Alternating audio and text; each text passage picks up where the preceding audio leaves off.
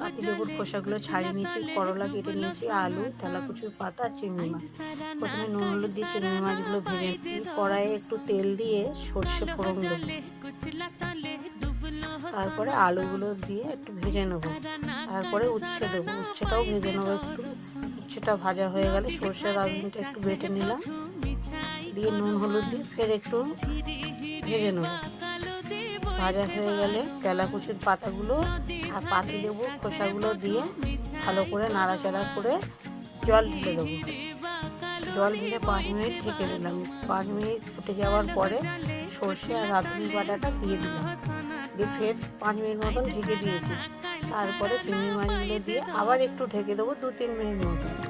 তারপর দেখো হয়ে গেছে শুক্তো। চিংড়ি মাছ, তেলাকুচি পাতা,